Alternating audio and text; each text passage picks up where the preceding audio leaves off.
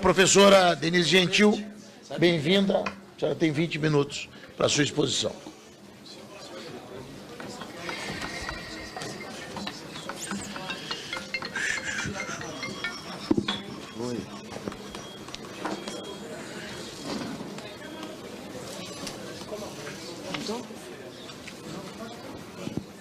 Isso. Boa tarde. Eu agradeço muito pela honra do convite, deputado Marum. Agradeço a oportunidade de conversar com os senhores deputados sobre um assunto tão urgente, tão importante e tão polêmico. Eu acho que não existe nenhum tema dentro do governo federal hoje que esteja tão sujeito a manipulações de informação e a divergências de opiniões sobre como se pode conduzir um resultado fiscal e como se pode tratar um sistema de previdência. Eu começo perguntando, né, se a Previdência teria déficit hoje. Será que nós teríamos déficit na Previdência hoje? Quando você faz uma análise da Previdência, né, e isso a Anfip já fez, né, eu me junto à Anfip, eu tenho a honra de me juntar à Anfip nessa análise, a Anfip que há 20 anos vem debatendo sobre esse tema com uma enorme reputação em função da qualidade das suas interpretações, em função do respeito das suas pesquisas e principalmente em função da luta que ela tem travado pela manutenção e ampliação dos direitos sociais no país. Eu me junto a essa instituição. Quando digo que não há déficit, eu não estou sozinha nisso. Há um conjunto de grandes instituições compostas de profissionais de alto nível, como, por exemplo, a OAB, a Unafisco, o Sindifisco, a AJUF, a AMB, que é a Associação dos Magistrados Brasileiros, o IBDP, o Instituto Brasileiro de Direito Previdenciário, a Associação Nacional dos Membros do Ministério Público, o Conselho Federal da Economia, enfim, instituições que representam profissionais de alta reputação no país. Então, não seria um delírio se eu dissesse a vocês que depende da interpretação que se faz da Constituição Federal, certo? Os cidadãos estão, obviamente, livres para fazer a interpretação que eles quiserem. Eu escolho o respeito pela Constituição Federal de 1988. E, segundo a Constituição Federal de 1988, o orçamento da Seguridade Social tem uma composição de receitas, que são 5 tipos de receitas. Eu não vou detalhar, porque vários expositores que me precederam já fizeram isso. E reúne no seu grupo de despesas a Previdência, a Assistência Social e a Saúde. De forma que, quando a gente junta o quadro de receitas e de despesas, a gente tem uma situação superavitária, seguindo os artigos 194 e 195 da Constituição Federal. Dá para ver pelo quadro que esse quadro está com superávit em valores deflacionados, ou seja, a preços de 2015. Dá para ver que o maior superávit que nós tivemos foi em 2007, de 124 bilhões de reais. Esse superávit foi caindo progressivamente, hoje ele está em 11 bilhões de reais, depois de sequenciados ataques feitos aos recursos da Previdência Social, que também outros que já me precederam já descreveram, como é o caso, por exemplo, das desonerações tributárias, como é o caso do pouco caso que o governo faz, da cobrança daqueles que devem à Previdência. O governo não traz a eles nenhum tipo de constrangimento, a gente só consegue recuperar 0,3% daquilo que os devedores estão autuados judicialmente. Então, vários saques foram feitos. Eu tenho certeza que vocês já ouviram o quanto as receitas da Previdência foram prejudicadas nesse processo. Bom, depois de tudo isso, o governo se volta para a população e diz: tenham calma que agora o gasto está muito alto, a receita está em queda e nós precisamos reduzir a renda de vocês. Precisamos, inclusive, não apenas reduzir a renda de vocês no futuro, mas aumentar o tempo de trabalho de vocês e o tempo de contribuição. Obviamente que fica um tanto quanto difícil para os trabalhadores e principalmente para qualquer cidadão brasileiro entender o que se passa, porque se tem déficit, por que o governo saqueia tanto as receitas da Previdência?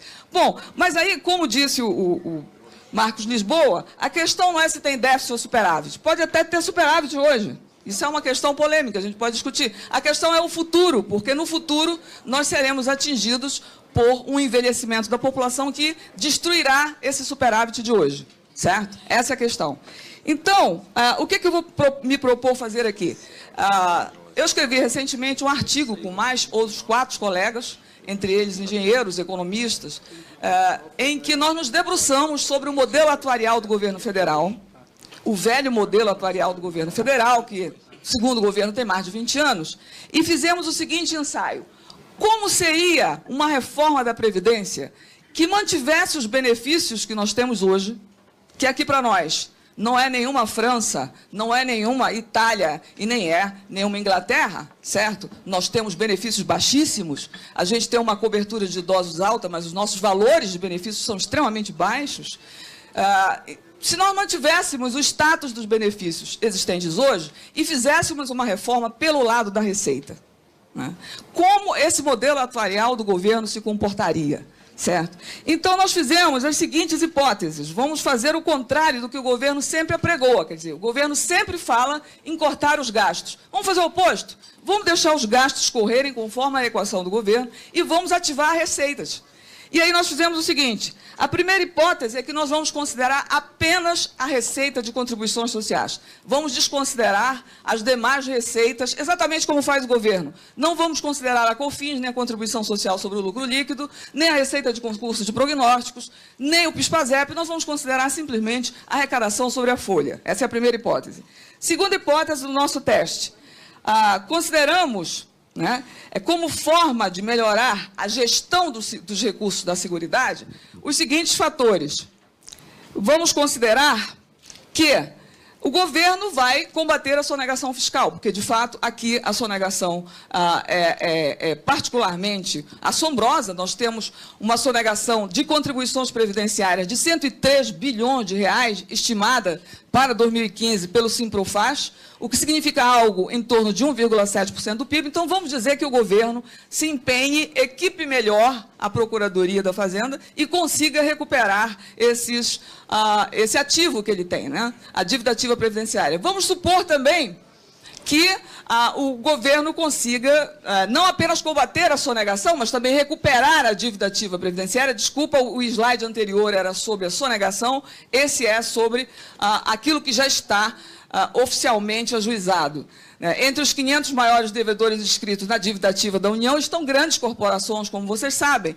E se o governo desse um impulso e conseguisse reverter essa dívida, recuperando, por exemplo, 100 bilhões, como diz o Ministério do Trabalho e da Previdência Social na época, que eles são perfeitamente recuperados num esforço imediato, porque eles têm alta e média recuperabilidade. Vamos supor também que o governo, de repente, ao invés de aumentar a alíquota da DRU de 20% para 30%, recuasse, diminuísse a alíquota da DRU de 20% para 15%, talvez, quem sabe, 10%, não cortasse tudo, mas diminuísse, certo? Não vamos fazer o outro jogo que não o jogo que está lá, certo? Vamos dizer também que as desonerações não fossem as mesmas que são hoje, que, por exemplo, não se comprometesse com renúncias de receita, 151 bilhões de reais, o equivalente a 2,22% do PIB só de receitas da Seguridade Social. Digamos que todos esses fatores pudessem ser melhor geridos e a gente pudesse ter um cenário para o futuro em que o governo se agilizasse pelo lado da receita, mantendo os benefícios. Bom, esse cenário, obviamente, é uma análise não convencional, é uma análise não liberal, porque a análise que corta os gastos, ela é bem endereçada, né? Quem precisa das transferências de renda do governo? Obviamente que são as pessoas mais necessitadas. Quem ganha quando o governo passa a transferir menos? As pessoas que são favorecidas pelos demais gastos do governo, particularmente os gastos com juros. Então, uma reforma que corta gastos, ela não é assim totalmente isenta e desinteressada, certo? Ela tem um objetivo muito claro, né? De pressão social, é óbvio, né? Então, vamos fazer um estudo pelo outro lado, por que não? Né? A liberdade de escolhermos cenários para o futuro. Então, vamos escolher, como nós propusemos aqui, que, além do governo melhorar a gestão das receitas, nós consigamos fazer ganhos de produtividade, né? Então, nós começamos a ensaiar, né, pensando o seguinte: de repente, esse país começa a ter um projeto de desenvolvimento. Ao invés de nós discutirmos apenas o ajuste fiscal, que é uma coisa muito pequena diante de um projeto de desenvolvimento econômico, o ajuste fiscal se transformou no principal item da agenda do governo, né? Nós não falamos em crescimento industrial, não falamos mais em desenvolver a nossa tecnologia, não falamos mais em avançar na educação de nível superior. Não, a discussão é como cortar gastos no país. Mas digamos que, no futuro, 2018 para frente, a gente consiga sentar e discutir um projeto de desenvolvimento econômico do país e que isso implicasse, não é, numa melhora na infraestrutura, numa melhora das políticas industriais e que repercutisse na incorporação de ramos da indústria que fossem difusores do progresso técnico para os demais ramos da economia e que, com isso, a gente tivesse ganhos de produtividade. Depois eu vou mostrar os indicadores, só estou levantando as hipóteses, certo? Bom, o que eu quero dizer é que essa é a questão central no sistema previdenciário, a taxa de crescimento da produtividade. Por quê? Porque quando a produtividade cresce, uma unidade de trabalhador, quer dizer, um trabalhador é capaz de produzir mais. É como se houvesse não um, mas 2 trabalhadores, certo? Então, o número de trabalhadores efetivos é maior do que o número de trabalhadores real quando a produtividade aumenta, né? Essa ideia não é nossa, do nosso artigo, nós pegamos de um economista muito bem conceituado, Paley, americano. Ele faz o mesmo estudo para a sociedade americana. Ele diz o seguinte: a taxa de produtividade nos Estados Unidos cresce, em média, a 1% ao ano. Isso significa que cada trabalhador americano se transformou num trabalhador mais produtivo. Logo, né, é como se existissem mais trabalhadores ativos, porque um ficou mais produtivo. Então, a gente diz que a taxa de dependência, que é a razão entre aposentados e trabalhadores ativos, diminui quando a produtividade aumenta, ou seja, a carga dos inativos sobre os ativos se reduz quando aumenta a produtividade, de tal forma que há uma taxa de dependência efetiva e uma taxa de dependência convencional. A gente prefere tratar, portanto, com uma taxa de dependência efetiva, que é aquela que leva em consideração o ganho de produtividade. Isso resulta num exercício significativamente diferente do exercício que acabou de ser feito pelo meu antecessor. Porque se você trabalha com produtividade, né, e você está supondo que os trabalhadores são cada vez mais produtivos, essa taxa de dependência, ela cai porque é como se mais trabalhadores ativos entrassem nas fileiras de produção, né? E isso transforma significativamente o envelhecimento da população num problema de crise. Certo? A crise de envelhecimento deixa de ser uma ameaça imediata, né? Nós também fizemos a suposição que fôssemos capazes, né, de sermos suficientemente competentes para aumentar o emprego formal, porque o grau de informalidade na economia brasileira ainda é uma coisa assustadora. Nós temos mais de 42% da força de trabalho no mercado informal, sem qualquer tipo de proteção. Digamos que a gente, num projeto de desenvolvimento econômico, busque incluir esses trabalhadores no mercado formal. Isso seria extremamente importante para o resultado previdenciário. Mas nós não estamos discutindo nessa casa até aqui como se faz para aumentar o emprego formal e melhorar a produtividade. Nunca discutimos como melhorar a produtividade para dar um melhor resultado na Previdência. Qual é sempre a proposta? Cortar gastos, certo? Vamos fazer a ousadia de pensar diferente.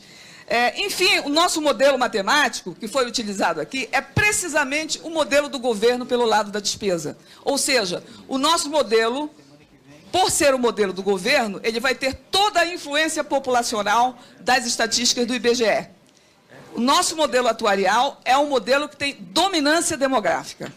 É um modelo muito frágil para o lado da receita, porque ele trata com variáveis do mercado de trabalho que ele considera constante, e essa é uma fragilidade muito, muito importante, porque isso reduz a despesa, a receita do modelo, né, subestima a receita e trabalha com as variáveis demográficas. Então, ele tem uma dominância demográfica. Como a população envelhece rapidamente, a despesa tende a estourar.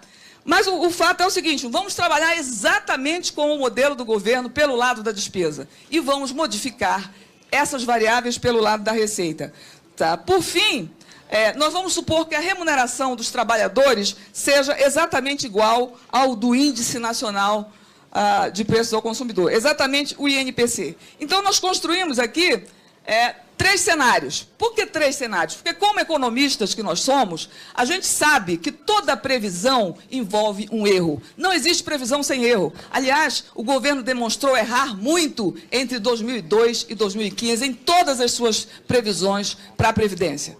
Ele errou na receita, ele errou na despesa e, evidentemente, ele errou na necessidade de financiamento do setor público. A margem de erro chega a ser superior a 40% do erro. Isso é um erro muito forte. Né? A possibilidade de acerto, o intervalo de acerto do governo é de 60%, né? Muitas vezes de 50%, o que significa que os erros não são apenas sistemáticos, eles são muito elevados. Então, a gente prefere construir cenários, porque os cenários, eles dão a nós, né, a perda da arrogância de que nós chegaremos no número cabalístico em 2060 de uma despesa em relação ao PIB de exatamente, né, precisamente 36,7%. Né? Quer dizer, esse número cabalístico é afastado por nós, e a gente prefere, portanto, dizer que qualquer previsão está sujeita a erro e que é mais, digamos, recomendável traçar cenários. Então, nós traçamos um cenário pessimista, um cenário moderado e um cenário otimista. Para o cenário pessimista, nós imaginamos um baixo crescimento de produtividade, 0,7%, um impulso sobre a receita de 1,3%, supondo que o governo vai retroagir minimamente nas suas renúncias de receita da Seguridade Social, que ele vai cuidar da dívida ativa com mais competência e mais interesse, que ele vai combater sonegações, etc., etc. E, por fim, que nós passemos a ter políticas de intervenção no mercado de trabalho que formalizem melhor o trabalho. E, assim, sucessivamente, o cenário moderado e o cenário otimista. Vocês notem que a produtividade é modestamente crescente, certo? O mais otimista aqui é de 1,2%. A receita, não. A receita, a gente acha que, como está ao alcance do governo, porque esse é um fator ao alcance do governo, ela pode crescer a taxas mais altas anualmente, e o emprego formal é uma questão também de decisão de política econômica. Se você fizer uma política econômica não recessiva, ou seja, absolutamente diferente da que é feita hoje, né, que é propositalmente recessiva, deliberadamente recessiva, né, se você fizer o oposto, vamos fazer uma política que é deliberadamente expansionista, o emprego formal sobe. Então, qual é o resultado? Aparecem aqui o resultado dos 4 cenários. Né?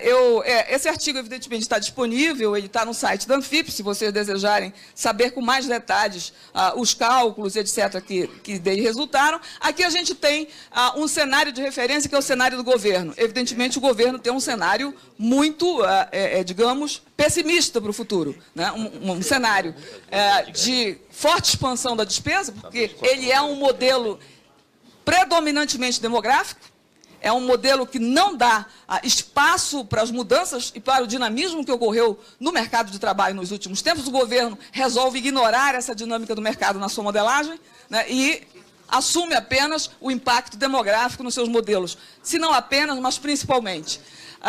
E a despesa, né, o resultado faz com que a gente tenha um déficit em 2050 de 1,447 bilhões no caso do cenário de referência que é do governo. No nosso cenário pessimista, a gente também não alcança um superávit. Né? No cenário pessimista, em que, como eu disse antes para vocês, a produtividade cresce a 0,7%, né? E nosso cenário pessimista, a receita só cresce 1,3% e o emprego formal a 1,5% ao ano, a gente também encontra um déficit, e esse déficit ele assume valores muito menos elevados do que os valores do governo, de tal forma que em 2050 ele será 54% menor do que o cenário de referência do governo. Quanto ao cenário moderado, né, dado aquele quadro que eu falei antes para vocês, não vou descrever, porque ele já foi devidamente descrito, já no cenário moderado, a gente consegue obter, não sei se vocês enxergam daqui, a gente consegue obter superávit, né, no longo prazo. Reparem, eu vou repetir, o superávit é conseguido com apenas uma das fontes de receita da Seguridade Social, que é a contribuição sobre a folha, a contribuição dos autônomos, certo? Então, esse ganho de produtividade que a gente poderia supor que pode existir, aumento de emprego formal e melhoria na gestão da receita, sem considerar as demais receitas de contribuições sociais, nos gerariam um superávit já em 2038 de 13 bilhões. E nós chegaríamos, no ano de 2050, com um superávit de 613 bilhões.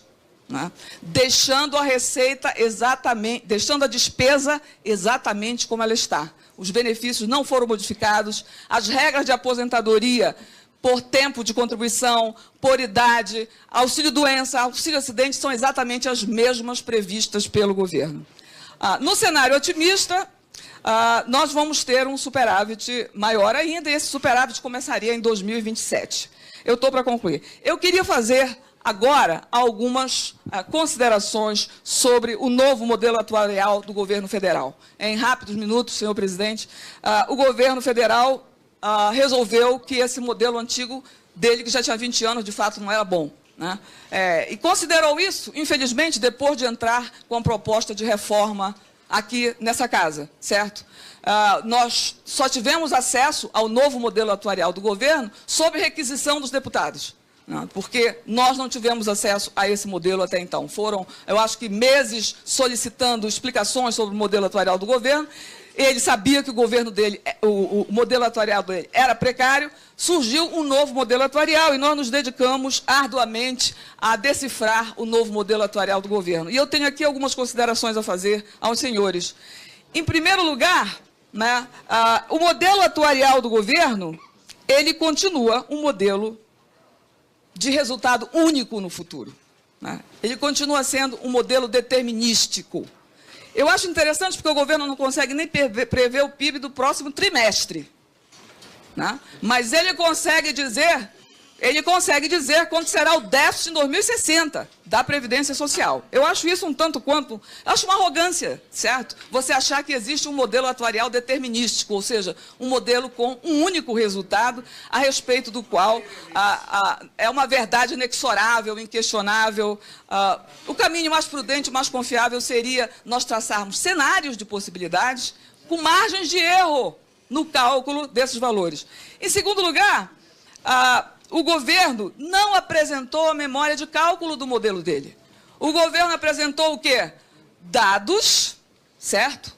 Descreveu as equações, isso qualquer, desculpa, não é qualquer analfabeto, evidentemente, que são equações, mas assim, equações, todos nós lemos equações, certo? Apresentou as equações, os dados, mas, infelizmente, não nos disse exatamente como ele passou das equações para os resultados da tabela. Qual foi a ferramenta que ele utilizou para fazer as previsões? Inclusive, a gente questiona o seguinte: por que nós não temos um estudo do impacto da proposta de reforma do governo, já que ele está com um novo modelo atuarial? Por que ele não nos trouxe, junto com a proposta de reforma, os cálculos atuariais do novo modelo? Certo? Eu suspeito que não há esse cálculo, que não houve tempo de rodar esse modelo, porque, inclusive, para nós, a gente estima que vai levar pelo menos 3 meses para rodar as equações. Por favor, encaminhem a conclusão da mesma forma. Vou encaminhar a conclusão. Teve 13 vou anos encaminhar. Vou terminar minhas considerações. O crescimento do salário mínimo, por exemplo, no governo, no modelo novo do governo, o crescimento do salário mínimo até o ano de 2019 é com base na regra atual. Mas depois do ano de 2019, pasmem, o salário mínimo cresce em termos reais, acima do crescimento do PIB. Vou mostrar para vocês. Está aqui. A taxa de crescimento real do PIB é a laranja. A taxa de crescimento real do salário mínimo é a azul. Nunca houve essa regra na economia brasileira. Então, por que o governo faz isso? Por que ele estima um salário acima do crescimento real do salário, sem inflação, acima do crescimento do PIB? Vocês já descobriram. Porque se o salário mínimo é o piso do benefício da Previdência Social, mais de 70% dos benefícios da Previdência Social se equiparam ao salário mínimo. E se o salário mínimo vai crescer acima da inflação e acima do PIB, o gasto vai explodir. Mesmo que a taxa de crescimento da população idosa caia. Olha o que eu estou falando para vocês, essa é a estatística do IBGE. Em números absolutos, a população idosa cresce ano a ano, mas o incremento anual é decrescente. A taxa de crescimento da população idosa é decrescente. Eu estou falando de taxa de crescimento. A taxa de crescimento do PIB para o governo também é decrescente. E muito. Nós não vamos ser capazes de produzir PIB superior, por exemplo, a 2% nos próximos anos. Jamais seremos a Índia, jamais seremos um dia o que a Argentina já foi. Enfim, nós não vamos crescer por muito tempo mais do que 1%. Essa é a previsão do governo. A terceira observação que eu quero fazer é que... Não, mais uma aqui, por favor.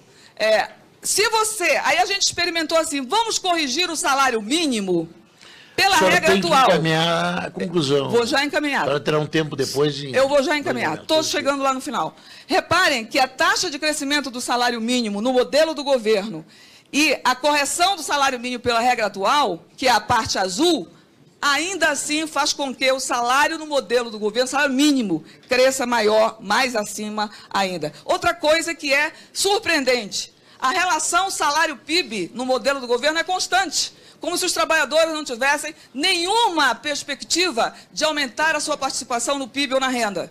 A relação salário-PIB se mantém estagnada, constante, o que significa que o governo está projetando um futuro sombrio para os cenários do mercado de trabalho.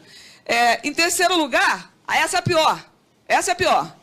A PNAD é a base de dados para essas projeções. É a PNAD de 2014. O que é que o governo faz? Quando ele vai estimar a despesa, ele usa as variáveis demográficas do IBGE, que, como vocês sabem, a cada ano a expectativa de vida aumenta. Chikungunya, dengue, febre amarela, violência no país crescendo, mas a nossa expectativa de vida cresce ano a ano. Não vou discutir a demografia do IBGE, tudo bem, vamos considerar. Né? Qual é o problema? É que do lado da receita é a PNAD de 2014 que é tomada como referência. E ela se mantém constante até 2060 para as seguintes variáveis. Taxa de participação do mercado de trabalho, taxa de ocupação, taxa de urbanização, taxa de cobertura contributiva, taxa de participação dos subconjuntos da população rural, tudo isso se mantém exatamente como na PNAD de 2014, ou seja, o que é variável vira constante, o que faz com que o modelo não tenha consistência lógica nenhuma, porque variável tem que variar. Né? Então, projeções são feitas com séries históricas longas, e não com um ponto, como se projeta com um ponto, eu não sei como os economistas do governo conseguem projetar com apenas um ponto. Existe um número mágico que é 30 pontos para uma boa projeção para o futuro. O governo trabalha só com a PNAD. Professora, tocou a sireta, temos que encerrar. Tocou a sirene, então eu vou dar só uma última palavra, eu quero apenas dizer no final agora que as projeções do governo possuem um conjunto de dados que não estão presentes ali, os microdados não estão presentes no modelo que o governo mandou aos senhores deputados. Se vocês não tiverem na mão os microdados, não há possibilidade matemática de se calcular probabilidade. Qual a probabilidade de uma mulher ganhar uma pensão se ela tiver 1 filho, 2 filhos, 3 filhos? Não sabemos, porque não foi dado a vocês e, portanto, a nós brasileiros, os microdados. Qual a probabilidade de alguém se aposentar aos 65 anos com 25 anos de contribuição? Não sabemos, porque cálculo de probabilidade só se faz com microdados. E os microdados não vieram para esta casa. O estranho é que não vieram porque custavam muito caro, porque precisavam ainda ser extraídos e custavam R$500 mil, se eu não me engano. Para extrair os dados, mas já devia ter sido extraído, porque se o governo rodou para fazer as estimativas da reforma da Previdência, os dados já tinham que estar à disposição, à mão e gratuitos, porque o dinheiro já teria sido gasto antes para rodar o modelo, ou não? É uma questão de lógica. Então, eu critico muito uma reforma que está sendo feita às escuras, em cima de dados que são ficções, e que vão causar um enorme prejuízo e empobrecimento a essa sociedade, com base num modelo que permanece precário, limitado, incompleto e que vai atingir uma parcela de forma brutal da população mais carente da sociedade brasileira. Muito obrigado, professor.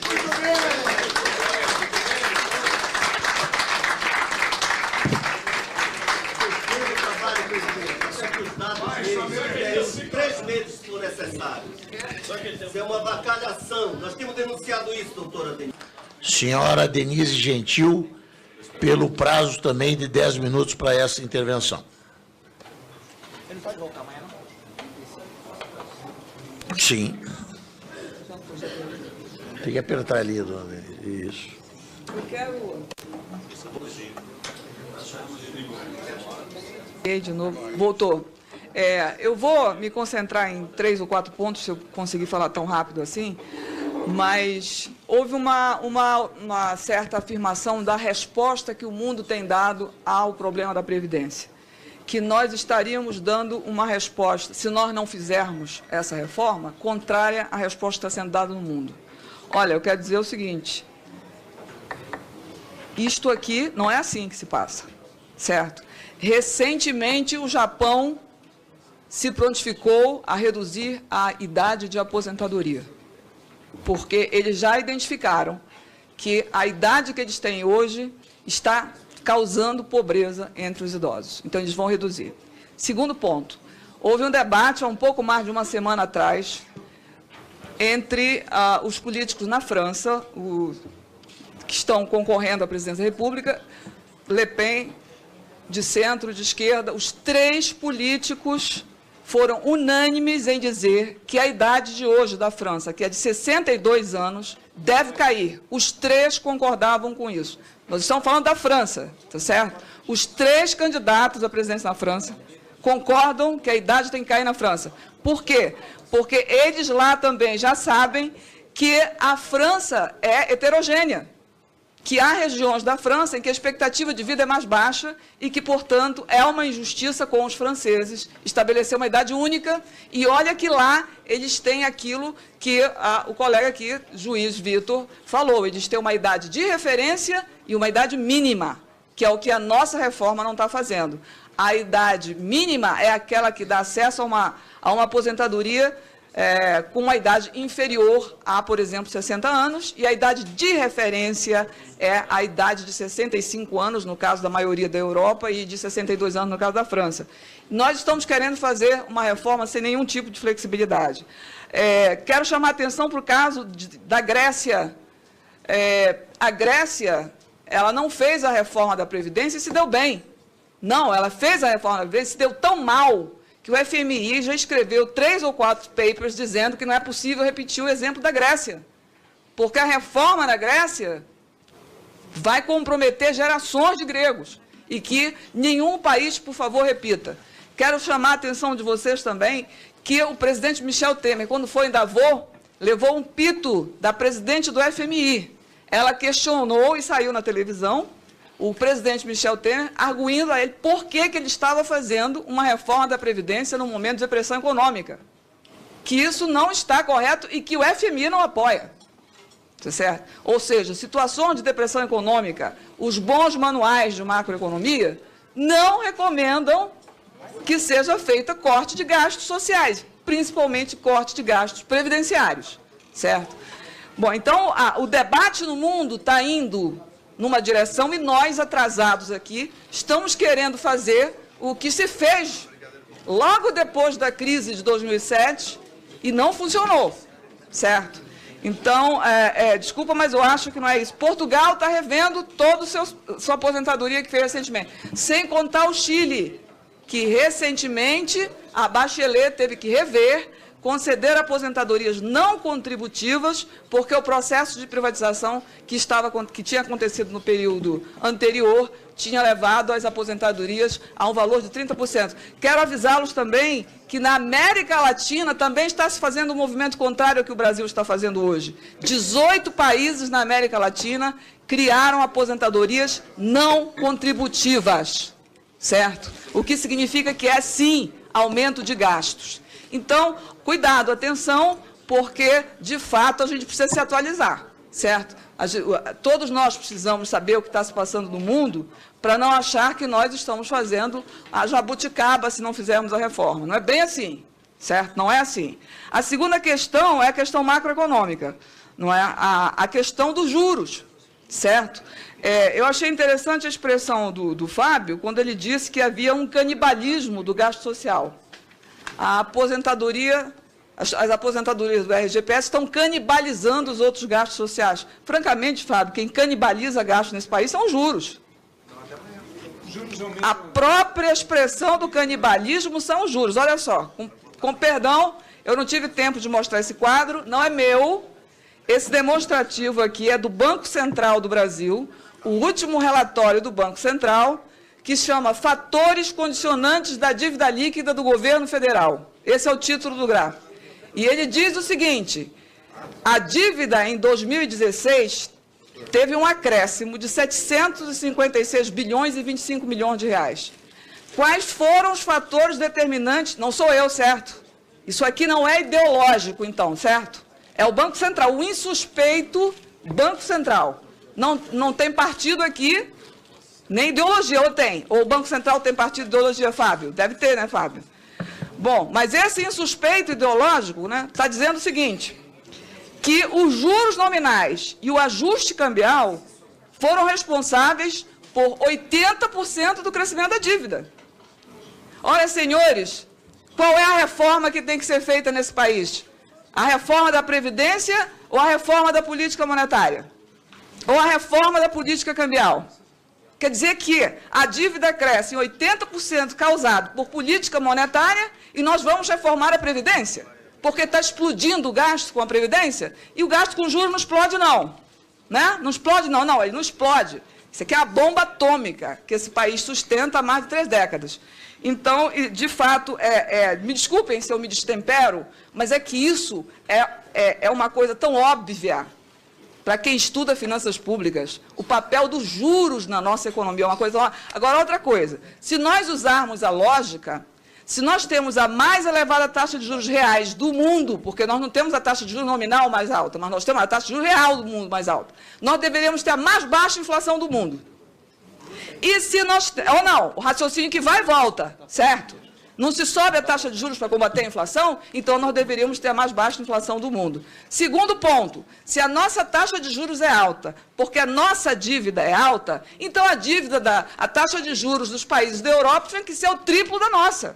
Porque eles têm uma dívida, em relação ao PIB, muito superior à nossa. Certo? Então, eles teriam que ter, não essa taxa de juros negativa, que mais de 30 países têm na Europa.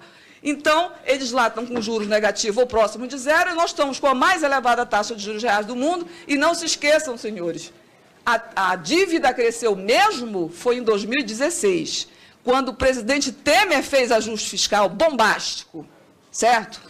Porque quando se faz ajuste fiscal, deixa eu avisá-los, a dívida sobe quando se faz ajuste fiscal. Por que a dívida sobe quando se faz ajuste fiscal? Porque a receita cai. Isso é a coisa mais elementar do mundo, certo? Ajuste fiscal implica em queda de receita, ou não descobriram isso ainda? Se a receita cai, a dívida vai subir, é óbvio, porque o resultado primário vai ficar cada vez mais negativo. E o resultado primário colabora junto com a taxa de juros para aumentar a dívida, certo? Então, vamos parar de defender juros altos, reduções milimétricas na taxa de juros, taxas de juros de equilíbrio. Equilíbrio para quem? Para quem é esse equilíbrio?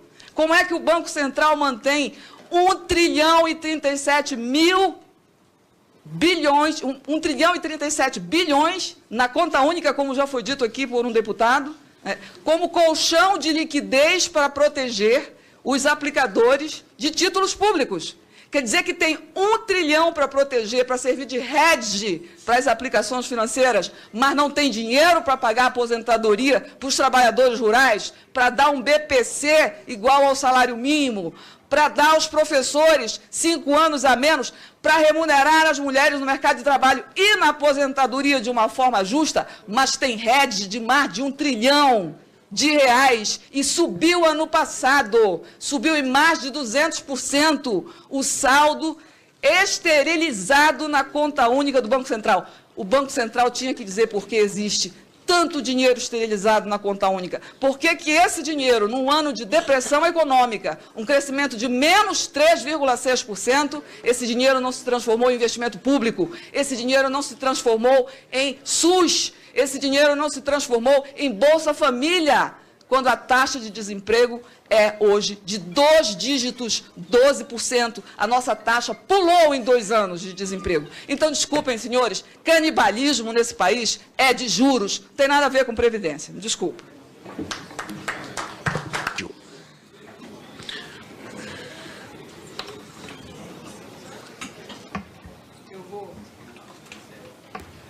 Vou ser brevíssima, né? Porque, afinal de contas, o jogo deve estar começando. Não, não por isso. Nós estamos aqui. Eu lamento que o deputado Peronde tenha se ausentado. Eu teria muito mais do que 5 minutos para falar, né? Mas eu entendi por que ele diz que eu vim para confundi-lo, né? Evidentemente que Vossa Excelência é médico. Ele não tem que entender de detalhes estatísticos, etc., né? Mas ele pode não ter entendido, mas eu não vim confundir, certo? Hein?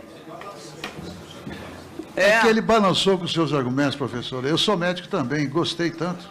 Pois é, então, mas ele podia ter dito, ó, não entendi, porque às vezes é muito técnico, né? Eu pensei muitas vezes se eu trazia um documento tão técnico para vocês. Mas eu quero só dizer a vocês que o que acontece hoje, em todas as falas que são a favor da reforma da Previdência, é um discurso que é pesado na demografia. Não é que eu não ache que as questões demográficas sejam relevantes, não é isso. É que não existem só as questões demográficas. E que esse determinismo demográfico é uma coisa pouco aceita pelos economistas desde a época malthusiana. Na época do Malthus, a população cresceria, agora são os velhos. Eles trocaram só a idade dessa população, certo? Então, os economistas, eles têm muita dificuldade de achar que a questão populacional determine os rumos da economia. Muita dificuldade. Por quê? Porque a gente sabe que essa ciência que a gente estudou tem muito mais recursos. Mas quando você quer enviesar o debate, justificando um ajuste fiscal que vem cortar direitos, você pode usar a demografia até as últimas consequências. As últimas consequências, que foi o que aconteceu aqui. Quer dizer, na fala dos 2 expositores que já se retiraram, não tinha argumentos econômicos, só tinha praticamente argumentos demográficos. Eles reproduziram figuras que não foram eles que construíram. Foi o IBGE e foi fruto de uma pesquisa de lá. Eles não podem reproduzir aqueles dados porque são economistas, certo? Então, o que eu queria dizer para vocês é que o governo tem o mesmo viés demográfico no modelo atuarial dele. Como o viés é demográfico, este modelo vai sempre gerar déficit, certo? Porque essa demografia impacta do lado da despesa. Por outro lado, como o governo não tem argumentos econômicos sólidos, pelo menos eu acho que ele não tem argumentos, ou propositalmente não tem, ignorando a dinâmica do mercado de trabalho, ele considera, por exemplo, para o mercado de trabalho, a PNAD de 2014 e toma a PNAD de 2014 como se ela fosse uma fotografia para todos os anos até 2060. Isso não é projeção, desculpa, isso não é projeção. Projeção se faz com séries longas, no mínimo 30 anos de série. Por exemplo, se eu vou estimar a produtividade do futuro, eu tenho que pegar 30 anos de dados de produtividade para trabalhar essa série e projetar para frente. Como que o governo pode estimar taxa de ocupação, taxa de urbanização, salário médio, salário mínimo, apoiado na PNAD de 2014 e dizer que ela será a realidade de 2060? É claro que ele quer subestimar a receita, porque o mercado de trabalho impacta na receita. Então, eu acho assim, que a Câmara não poderia aceitar o modelo atuarial que o governo tem hoje como referência para se fazer uma reforma da Previdência, porque ele é um modelo muito precário. Ele é um modelo viesado, incompleto e precário.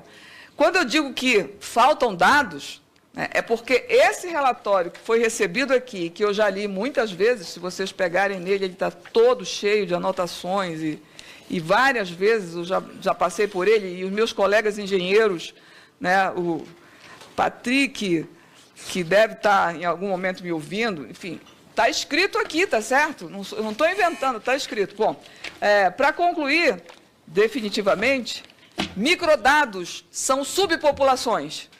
Você tem, por exemplo, os aposentados da área rural, certo? Mas isso é um dado muito agregado. Você tem que desagregar para saber quem são as pessoas que moram na área rural, se elas têm ou não contribuição, se elas contribuíram sobre a produção, porque agora a nova proposta de reforma, né, ela vai refletir a contribuição do trabalhador rural, certo? Então, a gente tem que saber se o cara contribuiu antes. Essa informação nós não dispomos. Como é que eu vou saber qual é a probabilidade de um trabalhador rural vir a se aposentar com 65 anos de idade e 25 de contribuição, se eu não tiver a informação de quanto tempo ele já contribuiu até hoje, certo? Isso é uma subpopulação da população total, é um microdado. A mesma coisa a aposentadoria, a pensão, por exemplo. Qual é a probabilidade de uma mulher ficar viúva e ter um filho, 2 filhos, 3 filhos, para poder eu calcular qual vai ser o gasto com pensões no futuro, porque essas pensões são calculadas de forma variável de acordo com o número de filhos.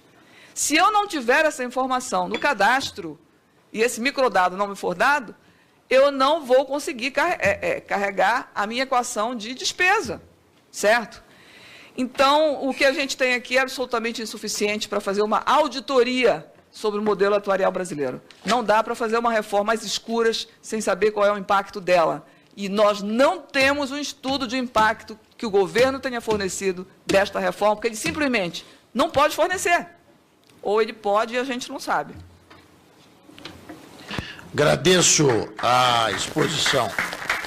Presidente, posso da pedir só um senhora complemento? Denise Gentil. Presidente, só um complemento. Ao final, você pergunta aí nos Só porque ela apresenta uma proposta de desenvolvimento, o que exigiria investimentos. Eu queria que ela pudesse abordar esse aspecto, pelo menos. Em 5 minutos, certo? Mais 5 minutos, só precisa para... 3. Pô, Vamos lá. para um economista falar como é que cresce a taxa de investimento é uma empolgação, né? Mas, assim, quem puxa a taxa de investimento numa recessão é necessariamente o Estado. Por exemplo, esse dinamismo de um mês que animou todos os governistas, me perdoem, né? Não dá para se animar, porque é necessário pelo menos um trimestre para a gente começar a pensar que a economia começou a se recuperar. Não é com um mês que a gente já conclui que a economia está se recuperando. Mas, enfim, sem o investimento do Estado, que, aliás, é menos do que 1% do PIB em 2016, não há recuperação. Nós temos mais de 1.000 obras paradas do governo federal.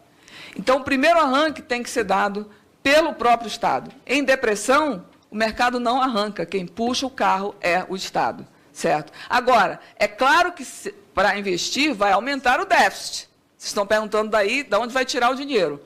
Olha, eu acho que a gente tem muito de onde buscar dinheiro, né? Em primeiro lugar, há mais de 1 trilhão em caixa no Banco Central. Parte dele pode ser usado para isso, certo? Nós temos um banco, que é o BNDES, que outro dia devolveu recursos para o governo, porque não investiu, certo? E é um banco com uma capacidade enorme de gerar recursos.